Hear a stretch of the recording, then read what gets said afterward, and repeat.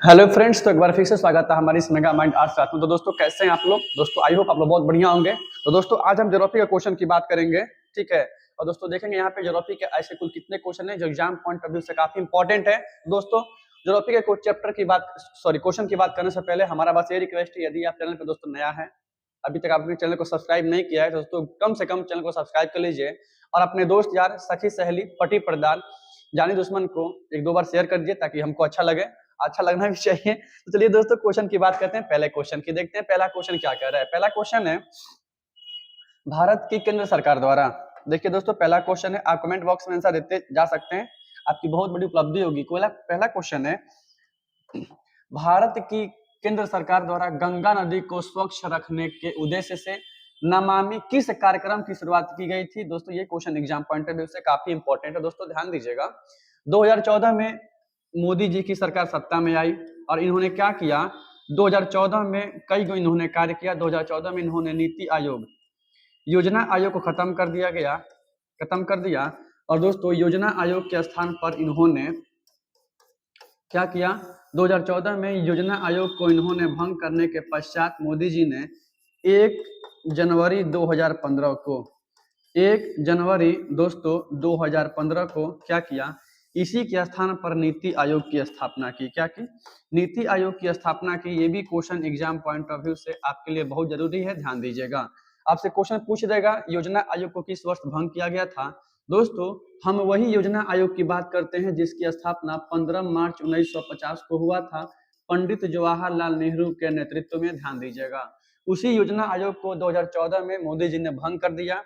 1 जनवरी 2015 को दोस्तों क्या किया, योजना आयोग के स्थान पर नीति आयोग की शुरुआत की गई। उसी के तर्ज पर काम कर रही है। ये भी question exam point of view से काफी जरूरी है। लेकिन 2014 में भंग होने के पश्चात ही उनका दूसरा जो कदम था, और भी कदम होंगे, नहीं ठीक है, आपके लिए क्या जरूरी है, इन्होंने क्या किया, जून 2014 में गंगा नदी में बढ़ती हुई प्रदूषण को रोकने के लिए, गंगा नदी की सफाई को लेकर, गंगा नदी की स्वच्छता को लेकर नमामि गंगे कार्यक्रम की शुरुआत किया था। यह भी question exam point of view से काफी जरूरी है। Option C is the right answer. मतलब आपका दोस्तों जो पहला क्वेश्चन है, भारत की केंद्र सरकार द्वारा गंगा नदी को स्वच्छ रखने हेतु कौन से कार्यक्रम जून 2014 में शुरू किया गया था, बताने का मेन पर्पस ये था और ये था, ठीक है। ये सारे question exam point of view से ज्योग्राफी के लिए काफी लाभदायक हो जाएंगे, ध्यान दीजिएगा। तो नमामि गंगे कार्यक्रम की शुरुआत किया गया था मोदी जी के द्वारा। तो दोस्तों इसका आंसर ऑप्शन सी हो जाएगा। यदि आपको हम बता दे रहे हैं बार बार कि अगर आप वीडियो अच्छा लगे तो दोस्तों कम से कम 5 लोगों को, अपने दोस्त यार, सखी सहेली, पति परिवार, दोस्तों कम से कम उन लोगों को आप लोग वीडियो शेयर कीजिएगा ताकि आपको वीडियो का अधिक से अधिक प्रॉफिट हो सके। तो दोस्तों चलिए बात करते हैं 2 नंबर क्वेश्चन की। देखते हैं 2 नंबर क्वेश्चन क्या कह रहा है। 2 नंबर क्वेश्चन है, अम्ल वर्षा क्या है। दोस्तों देखते हैं अम्ल वर्षा क्या है। तो सबसे पहले समझिएगा एसिड रेन क्या होता है। ये question exam point of view से काफी जरूरी है, क्योंकि एग्जाम पॉइंट ऑफ व्यू से ये सारा question is a very important. इतना इंपॉर्टेंट है कि इसमें आप लोग ऐसे कर सकते हैं वीवीआई या मोस्ट वीवीआई, ठीक है ना। अब ऐसा क्यों हम बोल रहे हैं, क्योंकि आपके एग्जाम में डायरेक्ट पूछा हुआ है अम्ल वर्षा के क्या कारक है। ये question exam point of view से वही तो क्वेश्चन ही पूछा हुआ है। अम्ल वर्षा किसके माध्यम से दोस्तों होता है? दोस्तों अम्ल वर्षा वायु प्रदूषण के माध्यम से होता है, वायु प्रदूषण के माध्यम से होता है। इसमें दोस्तों क्या होता है, जब उद्योग धंधे, बड़े बड़े फैक्ट्रियों से निकलने वाले धुएं में मौजूद सल्फर और नाइट्रोजन, जब ये धुएं ऊपर पहुंचते हैं, मतलब वायुमंडल में पहुंचते हैं, तो वहां पे नाइट्रोजन और सल्फर ऑक्सीजन से दोस्तों अभिक्रिया करके नाइट्रोजन डाइऑक्साइड और सल्फर डाइऑक्साइड का आविष्कार हो जाता है। आविष्कार सॉरी बोल रहे हैं, रिएक्शन करके ये लोग SO2 और NO2 बनाते हैं, जो काफी विषैली हो जाती है। और जब वर्षा के जल के साथ ये दोस्तों धरती पर गिरते हैं, आप लोग देखे होंगे बड़ी बड़ी इमारतें काली हो जाती है, कहीं कहीं काई पड़ जाता है, लोहा में जंग लग जाता है, या कहीं कहीं फसलें नष्ट हो जाती है। इसी को बोलते हैं अम्ल वर्षा। क्या होता है कि बड़े बड़े उद्योगों एवं फैक्ट्रियों से निकलने वाले धुएं जब वायुमंडल में एंट्री मारती है, तो सल्फर और नाइट्रोजन ऑक्सीजन से अभिक्रिया करके सल्फर डाइऑक्साइड और नाइट्रोजन डाइऑक्साइड दोनों बनाते हैं। और वर्षा के बूंद के साथ जब ये बरसात के मौसम में धरती पर गिरते हैं, इसे ही एसिड रेन या अम्ल वर्षा कहा जाता है। Is the very important question in your 12th exam. तो दोस्तों इसका ये भी रीजन है, और सबसे बड़ा दोस्तों इसका कारक है नाइट्रोजन डाइऑक्साइड, सल्फर डाइऑक्साइड। अगर आपके exam option C is the right answer, यदि दोस्तों आपके एग्जाम में आपके क्वेश्चन पूछेगा तो दोनों देगा या दोस्तों ऑप्शन बी देता है, ध्यान दीजिएगा। आपके एग्जाम में ये ऑप्शन बी वाला हर बार पूछा हुआ है, सल्फर डाइऑक्साइड क्वेश्चन पूछा हुआ है। नाइट्रोजन डाइऑक्साइड नहीं मिलता है, दोनों नहीं मिलता है, ए बी सी डी मिलता है, बी में सल्फर डाइऑक्साइड देता है। क्वेश्चन क्या पूछता है, इनमें से कौन सा अम्ल वर्षा का सबसे महत्वपूर्ण कारक है दोस्तों, सल्फर डाइऑक्साइड, ध्यान दीजिएगा। बाई चांस ये भी क्वेश्चन पूछता है कौन सा कारक है, तो वायु प्रदूषण के माध्यम से होता है, ध्यान दीजिएगा। आगे देखते हैं अगला क्वेश्चन। अगला क्वेश्चन क्या है दोस्तों, अगला क्वेश्चन है ध्वनि प्रदूषण के मुख्य स्रोत क्या है। अब देखिए ये बिल्कुल बबुआ वाला क्वेश्चन है, आप भात और दूध खा के भी क्वेश्चन का रिप्लाई कर सकते हैं। बिल्कुल ध्वनि प्रदूषण के मुख्य स्रोत क्या है, बिल्कुल बबुआ वाला क्वेश्चन है, इसका कोई लॉजिकल नहीं है। लॉजिक क्या है, हर बच्चे को पता होगा, लाउड स्पीकर से निकलने वाला जो साउंड होता है, आवाज होती है उद्योग से निकलने वाली, और मोटर वाहन से निकलने वाली पो पा P, in all option D is the right answer, ध्यान दीजिएगा। ये question exam point of view से काफी इंपॉर्टेंट इसलिए है क्योंकि अभी वर्तमान में 2024 में आप देखे होंगे दिल्ली में प्रदूषण इतना फैल गया, इतना फैल गया, इतना फैल गया, पूछो मत कितना फैल गया है दोस्तों, ध्यान दीजिएगा। ध्वनि प्रदूषण को मापने की दोस्तों जो इकाई है उसको बोलते हैं डेसिबल। एक बार क्वेश्चन एग्जाम में पूछा जा चुका था। डेसिबल में हम क्या मापते हैं, ध्वनि की तीव्रता को मापते हैं। एग्जाम पॉइंट ऑफ व्यू से is the very important question, ध्यान दीजिएगा। डेसिबल में मापते हैं ध्वनि की तीव्रता को, ध्यान दीजिएगा। अगला क्वेश्चन देखते हैं, अगला क्वेश्चन क्या कर रहा है दोस्तों। अगला क्वेश्चन है ध्वनि की तीव्रता। अब देखिए वही सेम क्वेश्चन है, ये भी क्वेश्चन है, प्रदूषण बोल रहे हैं, तीव्रता, अच्छा सॉरी तीव्रता वहां पूछ दिया। चलो क्वेश्चन ऐसे किस टाइप का क्वेश्चन है, क्वेश्चन बहुत अच्छा तरीका का है, ठीक है, हमने सेट करने का दिया भी था और अच्छा सा सेट भी हुआ है क्वेश्चन। क्वेश्चन है ध्वनि की तीव्रता को किसमें मापा जाता है, आप इसमें आंसर दे दीजिए। साइंस का क्वेश्चन बिल्कुल भी है, ज्योग्राफी का भी क्वेश्चन है। ऑप्शन बताइए, ए होगा, बी होगा, सी होगा, डी होगा। ध्वनि की तीव्रता में दोस्तों हम लोग डेसिबल में मापते हैं, option A is the right answer. अब इसका कोई लॉजिकल नहीं है, ये हलवा क्वेश्चन है बिल्कुल। अब इसमें कोई कहेगा हम तिस्मार खां बन गए, तिस्मार खां आप इसमें नहीं बन सकते क्योंकि ये जबरदस्त क्वेश्चन है। आपको तिस्मार खां कहाँ बनना चाहिए था, पहले क्वेश्चन में। पहला क्वेश्चन बहुत जरूरी है, यहाँ आपको बनना चाहिए था। अगर पहले क्वेश्चन की दोस्तों बात करें तो यहाँ एक और बात छूट गया है, योजना आयोग के अध्यक्ष कौन होते हैं, तो दोस्तों प्रधानमंत्री होते हैं। योजना आयोग के अध्यक्ष खुद प्रधानमंत्री होते हैं। ये question exam point of view से काफी जरूरी है, पॉलिटिकल साइंस वालों के लिए और ज्योग्राफी वालों के लिए, ध्यान दीजिएगा। वहां छूट गया था, बता दिए हैं। अगर अगला क्वेश्चन देखते हैं, 4 नंबर क्वेश्चन की बात करते हैं दोस्तों, 5 नंबर। अगला क्वेश्चन है कितने डेसिबल से अधिक ध्वनि, हाँ इसमें आप तीर मार सकते हैं। देखते हैं कितने ऐसे बच्चे जो तीर खां अपने आप को समझते हैं और इस क्वेश्चन को सॉल्व कर लेते हैं। इस क्वेश्चन को सॉल्व करने से पहले आपको पढ़ना पड़ेगा कितने डेसिबल से अधिक ध्वनि को पॉल्यूशन कहा जाता है, प्रदूषण। 60 plus, 65 plus, 50 plus, 20 plus. Option A B C D में से क्या आंसर होगा, कमेंट बॉक्स में आंसर दे दीजिए। कमेंट बॉक्स में देखते हैं कितने ऐसे लड़के लड़कियां हैं जो अपने आप को तिस्मार खां समझती है, 2025 में एग्जाम देना चाहते हैं और इतना तक गहन अध्ययन कर चुके हैं कि इसका आंसर वो दे सकता है। कितने डेसिबल से अधिक ध्वनि को प्रदूषण कहा जाता है, इसमें से ऑप्शन बताइए, ठीक है, कमेंट बॉक्स में देखते हैं। अगला क्वेश्चन है 2011 की जनगणना के अनुसार भारत की कुल कितनी जनसंख्या नगरीय है। मतलब 2011 की जनगणना के अनुसार भारत में कुल कितनी नगरीय जनसंख्या है, ये क्वेश्चन बहुत जरूरी है। इतनी जरूरी है कि question exam point of view से कई बार पूछा जा चुका है। आपसे ज्योग्राफी में साक्षरता दर भी पूछा गया है, साक्षरता दर भी पूछा हुआ है और आपसे क्वेश्चन ये पूछा हुआ है वर्तमान में 2011 की जनगणना के अनुसार भारत की कुल कितनी साक्षरता दर है, 74.4% है। ये गांठ बांध लीजिएगा। खैर ये क्वेश्चन छोड़ देते हैं, पहले आते हैं लिटरेसी रेट पे। आपके एग्जाम में क्वेश्चन पूछा हुआ था, एग्जाम पॉइंट ऑफ व्यू से क्वेश्चन है 2011 के अनुसार भारत की कुल कितनी साक्षरता दर है। तो दोस्तों 2011 के अनुसार भारत की कुल साक्षरता दर कितनी है, 74.4% है। इसमें से पुरुषों की साक्षरता दर, इसमें दोस्तों पुरुषों की साक्षरता दर 80.9% है, इसको भी गांठ बांध लीजिएगा। और दोस्तों इसमें महिलाओं की साक्षरता दर, इसमें महिलाओं की साक्षरता दर दोस्तों कितनी है, तो वो 64.5% है, इसको भी गांठ बांध लीजिएगा। ये तो खैर आपका डाटा था, डाटा ये था। यहाँ क्वेश्चन पूछ रहा है 2011 के अनुसार भारत की कुल कितनी नगरीय जनसंख्या है दोस्तों, 31.16%। Option A is the right answer. अब वो क्यों बताए हैं? क्योंकि ज्योग्राफी में जब आप ये पढ़ रहे हैं, जनगणना की बात हो रही है, टफ क्वेश्चन की बात होगी, 70 में 35 का 35 नहीं आपसे 30 बनेगा, समझिए ऐसा क्वेश्चन आ चुका है। पॉइंट ऑफ व्यू से ये क्वेश्चन बहुत जरूरी है। जब ये क्वेश्चन पूछा जा सकता है, ये पूछा जा चुका है, ये तो नहीं पूछा अभी तक, ठीक है, लेकिन पूछेगा नहीं पता, पूछ सकता है, मतलब ये वाला क्वेश्चन पूछा जा चुका है, ध्यान दीजिएगा। क्वेश्चन पढ़ लिए। अगर हम बात करते हैं दोस्तों साक्षरता दर में, वह कौन सा राज्य है जिसकी सबसे अधिक साक्षरता है? दोस्तों आपका राज्य कौन है? केरल है। क्या है? केरल है। और क्या समझते हैं साक्षरता से? तो ध्यान दीजिएगा, किसी देश की जनसंख्या में, किसी जनसंख्या में पढ़े लिखे लोगों की संख्या के दर को, या ऐसी जनसंख्या जो सामान्यतः अंकगणित जानती हो, उसको बोलते हैं साक्षरता, और इसके प्रतिशत की दर को साक्षरता दर कहा जाता है। दोस्तों ध्यान दीजिएगा, केरल एक ऐसा राज्य है दोस्तों जो सर्वाधिक साक्षरता दर वाला राज्य है। और सबसे कम साक्षरता दर वाला राज्य कौन है?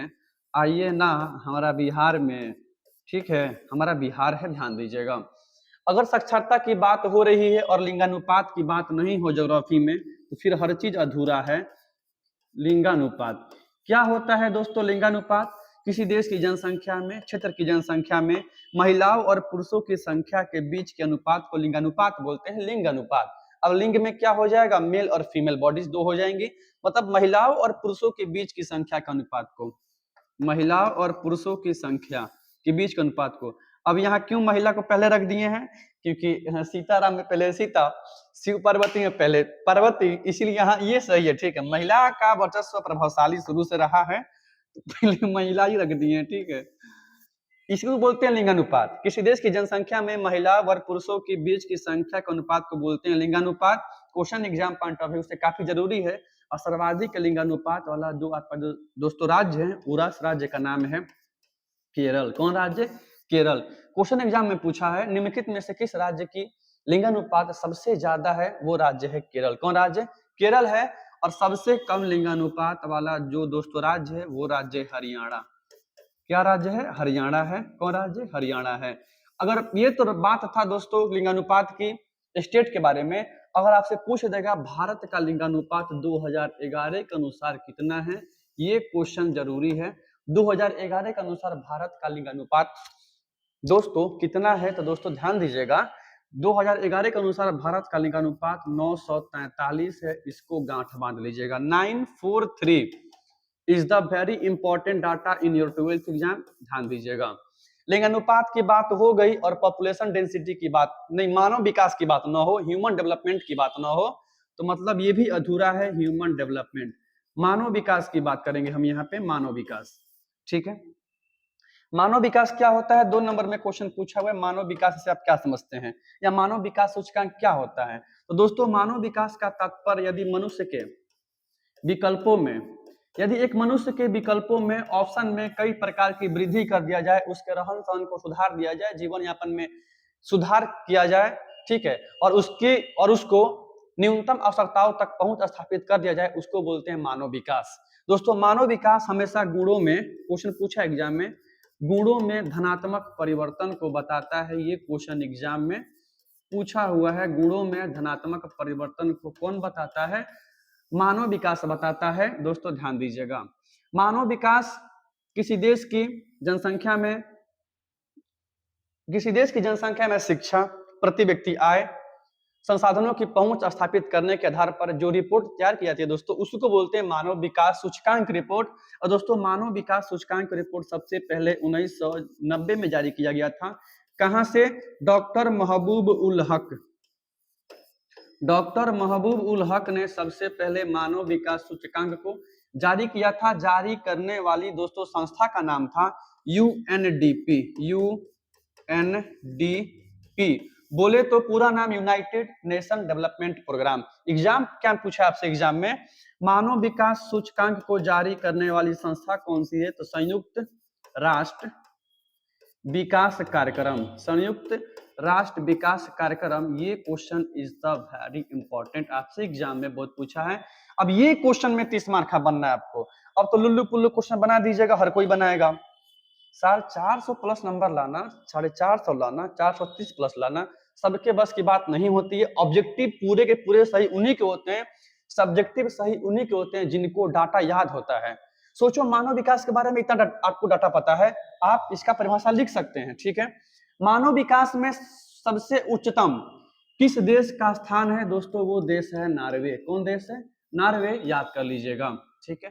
राज्य की दोस्तों बात करेंगे तो मानव विकास सूचकांक में भारत का कौन सा राज्य सबसे आगे है दोस्तों? वो राज्य है अपना केरल। कौन राज्य है? केरल है। और सबसे कम कौन है? वो राज्य है छत्तीसगढ़। कौन है?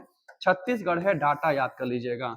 चलिए, एक बार जाने से पहले, अगले क्वेश्चन की ओर बढ़ने से पहले आपको पूरे क्वेश्चन को दोबारा रिवाइज करा दे रहे हैं रिकैप की तरह। आइए देखते हैं पहला क्वेश्चन। पहला नहीं, 6 नंबर क्वेश्चन है 2011 की जनगणना के अनुसार भारत की कुल कितनी जनसंख्या नगरीय है? 31.16% है। ध्यान दीजिएगा, 31.616% है। Option A is the right answer, is the very important question in your 12th exam.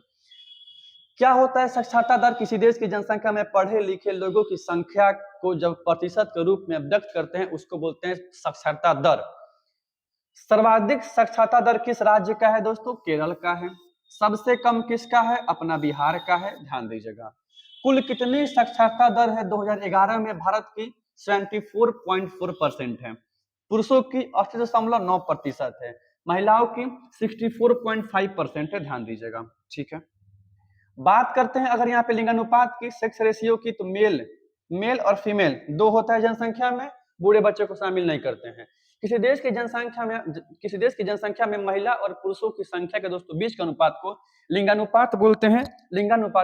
Sex ratio बोलते हैं। और सर्वाधिक लिंगानुपात वाला दोस्तों जो राज्य है उसका नाम है, देश है, उसका नाम है लैटविया। बताना भूल गए थे। कौन देश है? लैटविया है। ध्यान दीजिएगा। लॉ से लैटविया, लॉ से लिंगानुपात। ध्यान दीजिएगा। खैर ये नहीं पूछेगा, पुराना क्वेश्चन है, लेकिन ये बदनाम क्वेश्चन है। सर्वाधिक लिंगानुपात किस राज्य का है? केरल का है। सबसे कम हरियाणा का है, ठीक है। भारत का 2011 के अनुसार कुल कितना लिंगानुपात है? 943 है। मतलब कहने का ये अर्थ है 1000 लड़कों पे 943 लड़कियों की संख्या 2011 में व्यक्त की गई थी। 57 कहाँ जाएंगे? और सोचिए अगर 1000, अगर 943, 943 गर्ल्स की शादी 943 बॉयज के साथ करा दी जाती है, शादी के साथ फेरे हो जाते हैं, होने के पश्चात बिरयानी बढ़ती है, बिरयानी हम खाएंगे, तो ऐसे जो बच गए इनमें से 957 बच गए, मेरे ख्याल से इतने ही बचेंगे। 57 क्या होंगे? ये क्या करेगा लोग? 57 ऐसे होंगे दूसरे के शादी में ढोल बजाएंगे, पूरी बुनिया सब्जी कटहल छिलेंगे, जिसे तो इसीलिए पढ़ना तो पड़ेगा। अगर आप चाहते हैं अगर चाहते हैं लिंगानुपात अच्छा हो, उसके लिए आपको पढ़ना पड़ेगा। इसका मेन रीजन है बेटे की चाह में बेटी को गर्भ में मार देना। हमें बेटा चाहिए, ये प्रवृत्ति लोगों में कान कैसे है? खैर कोई बात नहीं है। अभी काफी जनसंख्या चेंज हो रही है और लोग समझना शुरू कर दिया है कि बेटा बेटी में कोई अंतर नहीं है, सन एंड डॉटर में कोई अंतर नहीं है, बिल्कुल इक्वल है। बिल्कुल एक सिक्के के दो पहलू हैं, कोई भेदभाव नहीं है। इसलिए अब मानव विकास सूचकांक वर्तमान का बिहार में सुधर गया है, काफी सुधर गया है। ध्यान दीजिएगा। कोई बात नहीं है, 57 ऐसे होंगे जो मेरे पास आएंगे, हम बाबा बनेंगे, आपको वहां भर्ती करेंगे, टेंशन नहीं लेना है। आइए आगे देखते हैं। मानव विकास सूचकांक क्या होता है? मानव विकास में सबसे आगे कौन है? नॉर्वे है। मानव विकास क्या होता है? तो गुणों में पॉजिटिव परिवर्तन। ध्यान दीजिएगा। 1990 में मानव विकास का धरना सबसे पहले डॉक्टर महबूब उल हक ने दिया था, पाकिस्तान के थे। ध्यान दीजिएगा। इसकी रिपोर्ट यूएनडीपी, संयुक्त राष्ट्र विकास कार्यक्रम, यूनाइटेड नेशन डेवलपमेंट प्रोग्राम जारी करता है। ध्यान दीजिएगा। सर्वाधिक मानव विकास सूचकांक वाला राज्य प्रथम स्थान पे कौन है? केरल है। सबसे कम छत्तीसगढ़ है। ध्यान दीजिएगा। इतने सारे क्वेश्चन, एक तरीका बस यही था कि हमको तीनों कवर करना था। बस ये तो बहाना था, क्वेश्चन एग्जाम में पूछा है, ये पहले पूछ चुका है, अब ये पूछने की संभावना 110% है। ध्यान दीजिएगा। सोचो इतना रिवाइज करवा रहे हैं। बाई चांस कोई टीचर होगा, हम पूरे यूट्यूब की बात करते हैं, इतना डाटा आपको बता दे, नहीं आएगा लोग क्वेश्चन बता के चल जाएगा लोग। इसलिए बता दे रहे हैं, अगर आपको वीडियो अच्छा लगे, लगना चाहिए, लगेगा, आप वीडियो कम से कम शेयर कर दो दोस्तों में यार, पटी पड़ेदार, जाने दुश्मन, सखी सहेली, दोस्त यार, ठीक है। आगे बात करते हैं अगले क्वेश्चन का। अगला क्वेश्चन है डेसिबल। ये ललुआ बलुआ क्वेश्चन है। डेसिबल में क्या मापते हैं? ध्वनि। डेसिबल में क्या मापते हैं? ध्वनि प्रदूषण, ध्वनि की तीव्रता मापते हैं। कोई बात नहीं, ठीक है, सारा समझो। आप कंपटीशन नहीं दे रहे हैं, आप 12th एग्जाम दे रहे हैं, ठीक है, ध्यान दीजिएगा। ध्वनिक डेसिबल मापन किसकी इकाई है? ध्वनि की, दोस्तों ध्यान दीजिएगा, ठीक है। जल प्रदूषण, आपसे क्वेश्चन पूछेगा एग्जाम में, इनमें से किससे सबसे ज्यादा बीमारियां होती है? इन तीनों में सबसे अधिक बीमारी, option A is the right answer. लेकिन आपसे क्वेश्चन क्या पूछेगा, इनमें से सबसे अधिक बीमारी किससे होती है? जल प्रदूषण से होती है, दोस्तों ध्यान दीजिएगा, जल प्रदूषण से होती है, गांठ बांध लीजिएगा। अगला क्वेश्चन है, पर्यावरणीय ह्रास क्या होता है? पर्यावरणीय ह्रास क्या होता है दोस्तों? ऑप्शन बता दीजिए, प्रकृति आपदा से, पर्यावरण से, प्राकृतिक प्रकोप से। ये लुल्लू पुल्लू क्वेश्चन है, इसमें क्या दिमाग लगाना है, ठीक है, ये all of this, option D is the right answer. पर्यावरणीय ह्रास प्राकृतिक आपदा से भी होती है, आघात से भी होता है, प्राकृतिक प्रकोप से भी होती है, या मानव जनित आपदा से भी होती है, दोस्तों ध्यान दीजिएगा। अभी वर्तमान का सबसे ज्यादा जीता जागता, जो सबसे ज्यादा प्रदूषक है, वो हमारा हम खुद मानव है। कौन है? मानव है। हमें फ्यूचर की चिंता नहीं है, प्रेजेंट की चिंता है, बस उसी में मग्न है और बस फैला रहे हैं, कुछ नहीं है। सबका हल है, बस सरकार सही दिशा में काम करे तब। निम्न में से कौन भूमि निम्नीकरण का, भूमि में अवांछनीय पदार्थ का हो जाना, उर्वरता शक्ति कम हो जाना कहलाता है क्या? निम्नीकरण कहलाता है, निम्नीकरण। इनमें से ऐसा क्या रीजन है? वो ऑप्शन डी होगा। इसमें क्या है? ऑप्शन डी होगा, मृदा अपरदन, जल जमाव, भूमि की शरण क्षमता का कम होना। Option D is the right answer. भूमि निम्नीकरण का मेन रीजन है, ध्यान दीजिएगा, इसमें कुछ नहीं बनना है। अगला क्वेश्चन देखते हैं, कौन सा अम्ल वर्षा का कारक है? अम्ल वर्षा का कारक सबसे पहले SO2। सीधा बोलो, हिंदी लिखते हैं, हिंदी ही एग्जाम में पूछा है, sulphur dioxide, sulphur dioxide, nitrogen dioxide. जब ये जल के साथ आते हैं, इसको बोलते हैं वायु प्रदूषण। क्या बोलते हैं? वायु प्रदूषण। Option B is the right answer. Question number देखते हैं 11 क्या कह रहा है, औद्योगिकरण से कौन सा प्रदूषण होता है? इंडस्ट्रियल से। औद्योगिकरण से कौन सा होता है प्रदूषण? अब कोई फैक्ट्री बैठा लिया, मान जाइए आप, बोकारो लौह इस्पात फैक्ट्री की स्थापना, बोकारो लौह इस्पात कंपनी की स्थापना 1964 में रूस के सहायता से हुई थी। ये क्वेश्चन एग्जाम में पूछा हुआ है, ठीक है। चलिए एक बार बता देते हैं, आपसे एग्जाम में क्वेश्चन पूछा हुआ था, खैर ये तो पूछ भी किया है, सही है। आपसे क्वेश्चन पूछा एग्जाम में, राउरकेला लौह इस्पात कंपनी की स्थापना, राउरकेला लौह इस्पात कंपनी की स्थापना, लौह इस्पात संयंत्र की स्थापना किस देश की सहायता से हुई थी? जर्मनी की सहायता से हुई थी, ध्यान दीजिएगा। दुर्गापुर लौह इस्पात कंपनी की स्थापना किस देश की सहायता से हुई थी? Great Britain. बोले तो इंग्लैंड की सहायता से हुई थी, ध्यान दीजिएगा। बोकारो झारखंड में है, राउरकेला छत्तीसगढ़ में है, राउरकेला उड़ीसा में है, ठीक है, और दुर्गापुर पश्चिम बंगाल में, दोस्तों ध्यान दीजिएगा। भिलाई छत्तीसगढ़, हाँ उड़ीसा में है। औद्योगिकरण से कौन सा प्रदूषण? Option D, option D is the right answer. इसमें ये सब हलवा क्वेश्चन है, बिल्कुल हलवा। अब इसमें दिमाग क्या लगाना? दिमाग वहां लगाइए जहां से क्वेश्चन नहीं पूछता है, जहां से पूछता है आपसे नहीं बन रहा है, ठीक है, ज्यादा दिमाग नहीं लगाना इस सब क्वेश्चन में। अब इससे क्या बनाएगा? कोरोना। इसमें क्या था, थोड़ा सा फांसी मार दिया गया, मतलब बगल वाला साफ हो जाता था उसमें। कोरोना बीमारी से सर्वाधिक प्रभावित क्या होती है? क्या होती है? उत्सर्जन तंत्र, बिल्कुल श्वसन तंत्र, रेस्पिरेटरी सिस्टम तबाही हो जाती थी, सांस लेने में कठिनाई होती थी, छींक दिला तो गैला, ठीक है, ऐसा हो जाता था, ठीक है। अगला क्वेश्चन है, निम्न में से किस प्रदूषण द्वारा सर्वाधिक बीमारियां, अभी बताइए किए हम, निम्न में से सर्वाधिक बीमारियां किससे दोस्तों होती है? सर्वाधिक बीमारियां दोस्तों किससे होती है? सर्वाधिक बीमारियां होती है जल प्रदूषण से। Option D is the right answer दोस्तों, option D is the right answer, ठीक है। बाकी क्वेश्चन कुछ नहीं है इसमें, इसमें ज्यादा नहीं समझा सकते, ये कुछ नहीं पूछा हुआ है, इसमें कुछ नहीं है, ठीक है। सिंचाई वाले क्षेत्रों में, सिंचाई वाले क्षेत्रों में मृदा का निम्नीकरण का मुख्य कारण क्या है? आंसर बताइए। सिल्ट का जमाव होगा? बिल्कुल, हटरे कलमुई, बिल्कुल नहीं होगा। वायु अपर्दन, वायु अपर्दन दोस्तों शुष्क प्रदेशों में होता है, गांठ बांध लीजिएगा, शुष्क क्षेत्रों में होता है। ये क्वेश्चन एग्जाम में पूछा हुआ है, शुष्क क्षेत्रों में कौन होता है अपर्दन? वायु अपर्दन। मृदा लवणता, हाँ option C is the right answer होगा इसका, ध्यान दीजिएगा। अगला क्वेश्चन है, अगला क्वेश्चन है, कौन सा जल प्रदूषण के लिए सर्वाधिक उत्तरदायी कारक है? जल प्रदूषण, जल में अवांछनीय पदार्थ का अधिक हो जाना, जल समस्या का काफी बढ़ जाना, लोगों के लिए अशक्त हो जाना, पिन हानिकारक पदार्थों से मिल जाना, उसको बोलते हैं जल प्रदूषण के लिए सर्वाधिक उसको बोलते हैं जल प्रदूषण। इसके लिए सर्वाधिक उत्तरदायी कारक क्या है? वन विनाश, कृषि बहिष्करण, नए औद्योगिक घरेलू अपमार्जक। क्या होगा? जल प्रदूषण के लिए सर्वाधिक उत्तरदायी कारक क्या है? बताइए क्या होगा? मेरे ख्याल से होगा औद्योगिक। क्या होगा? औद्योगिक। Option D is the right answer. औद्योगिक होगा, औद्योगिक। ध्यान दीजिए। बाकी आप कमेंट बॉक्स में बता दीजिए इसका आंसर क्या हो सकता है। ठीक है, क्या हो सकता है? मेरे ख्याल से option D is the right answer. बाकी आप अपना कमेंट बॉक्स में आंसर दे सकते हैं। मतलब दो चार ऐसे हैं लगभग, मतलब मेरे दो चार नहीं, हाँ लगभग 10-12 ऐसे हैं, ठीक है, जिनका नाम याद हो गया कमेंट बॉक्स में। वो लोग कमेंट आंसर में देता है, वो लोग कमेंट में हाँ ये बोल रहे हैं, ऐसा आपका आंसर होगा, ये सही है। ये तो कसम गंगा मैया की एग्जाम में क्वेश्चन बिल्कुल आने वाला है, ये सब क्वेश्चन नहीं छूटेगा। विशालतम गंदी बस्ती धारावी, अपना टाइम आएगा। एमसीएस 10 सब है यहीं के। गंदी बस्ती धारावी कहाँ स्थित है? मुंबई में है। विश्व की पूरे एशिया की सबसे गंदी बस्ती है धारावी, दोस्तों ध्यान दीजिएगा। ठीक है, अगला क्वेश्चन है, कौन सा रोग जलजन्य है? जल से होने वाला, दोस्तों इसमें से कौन सा रोग है?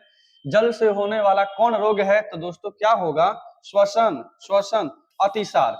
अतिसार को दोस्तों बोलते हैं डायरिया। दोस्तों ध्यान दीजिएगा, डायरिया बोलते हैं। डायरिया में दोस्तों क्या होता है? मुंह पेट का चलना, मुंह पेट का चलना होता है, इसको बोलते हैं डायरिया। अगला क्वेश्चन है, प्रतिकर्षक और अपकर्षक कारक किसके लिए उत्तरदायी है? ये क्वेश्चन बहुत जरूरी है दोस्तों। प्रतिकर्षक और अपकर्षक कारक क्या होता है? कितना बार समझाएं? अपकर्षक बना है अच्छा से, प्रतिकर्षक बना है खराब से। मतलब जब जनसंख्या का कोई समूह, रहन सहन की अच्छी दशा, अनुकूल जलवायु, काम और रोजगार के अवसर, रहन सहन की अच्छी दशा, इसको देखकर प्रवास करता है, उसको बोलते हैं अपकर्षक कारक। क्या बोलते हैं? उसको बोलते हैं अपकर्षक कारक। जब किसी देश की जनसंख्या, किसी राज्य की जनसंख्या, किसी क्षेत्र की जनसंख्या, रहन सहन की निम्न दशा, प्रतिकूल जलवायु, बेरोजगारी, काम और रोजगार का अवसर न होना, शिक्षण संबंधी सुविधाओं का न होना, इन सभी को देखकर प्रवास करता है, अपना क्षेत्र छोड़ देता है, उसको बोलते हैं प्रतिकर्षक कारक। और ये प्रवास के लिए उत्तरदायी है। Option C is the right answer. दोस्तों ध्यान दीजिएगा। आपसे क्वेश्चन क्या पूछा हुआ था? जनसंख्या परिवर्तन के कुल कितने घटक हैं? जनसंख्या परिवर्तन के दोस्तों कुल कितने घटक हैं? दोस्तों जनसंख्या परिवर्तन के मुख्यतः 3 घटक हैं। एक का नाम है जन्म दर, दोस्तों एक का नाम है मृत्यु दर, एग्जाम में क्वेश्चन पूछा हुआ है, और एक का नाम क्या है? प्रवास है। क्या है? प्रवास है। दोस्तों तीनों कारक है, एग्जाम में क्वेश्चन पूछा है। कैसे क्वेश्चन पूछ सकता है एग्जाम में? इनमें से कौन जनसंख्या परिवर्तन का कारक नहीं है? दोस्तों ऑप्शन ये तीनों देगा, एक नहीं देगा तो ऑप्शन वो नहीं होगा। ठीक है, नीचे रख दो। ठीक है, देखते हैं अगला क्वेश्चन क्या है। दोस्तों अगला क्वेश्चन है, कौन सर्वाधिक प्रदूषित नदी है? ये तो यमुना दिया है ना जी, ऑप्शन बी सी होगा। इसमें से कुछ नहीं करना है, बट सब बदनाम क्वेश्चन है। एशिया की सबसे विशालतम गंदी बस्ती कौन है? एशिया की सर्वाधिक विशालतम गंदी बस्ती कौन है? हमको नहीं पता, आई डोंट नो। ठीक है, हमें नहीं पता, आप इसका कमेंट बॉक्स में आंसर दे दीजिए। ठीक है, एशिया की सबसे गंदी बस्ती का नाम क्या है? बता दीजिए आंसर। कमेंट बॉक्स में आंसर देना है। एशिया की सबसे गंदी बस्ती का नाम क्या है? धारावी है, न्यूयॉर्क है, कोलकाता है, चेन्नई है, कि कुछ और है, कि आपका बगल का गड्ढा वाला घर है वो? आप इसका आंसर कमेंट बॉक्स में दोस्तों दीजिएगा। क्वेश्चन इतना ही था, लेकिन इतना हमको विश्वास है कि भले 20 क्वेश्चन था ये, भले ही दोस्तों ये 20 क्वेश्चन हो, आपको यहाँ 20 क्वेश्चन दिख रहा होगा, लेकिन हमें पूरा कॉन्फिडेंस है, 110% कॉन्फिडेंस हमें कि आप एक एक क्वेश्चन को सॉल्व किए होंगे। क्योंकि आप इस भ्रम में मत रहिएगा कि आपको YouTube पे जितने टीचर पढ़ा रहे हैं वही सेम क्वेश्चन है, ऐसा कतई नहीं है। अगर आपको YouTube पे कोई टीचर 100 क्वेश्चन पढ़ा रहा है, बिल्कुल इजी क्वेश्चन है, वन लाइनर है, पढ़ा के चल जा रहा है, उसमें से 60 लगभग 40 क्वेश्चन ऐसे होंगे जो एनसीईआरटी बुक से होंगे, डाटा सहित। कौन डाटा? ये डाटा होगा आपका। ये सब डाटा पूछा आपके एग्जाम में। अरे पगला किधर गया रे? ये डाटा, ये सब question exam point of view से काफी जरूरी है दोस्तों, ध्यान दीजिएगा। चलिए दोस्तों, तो मिलते हैं फिर कल की वीडियो में, पॉलिटिकल साइंस का वीडियो। तो दोस्तों यदि आपको वीडियो अच्छा लगे, वीडियो को लाइक कीजिएगा, चैनल को सब्सक्राइब कीजिएगा। यदि आप वीडियो पे नया होंगे तभी सब्सक्राइब कर लेना यार।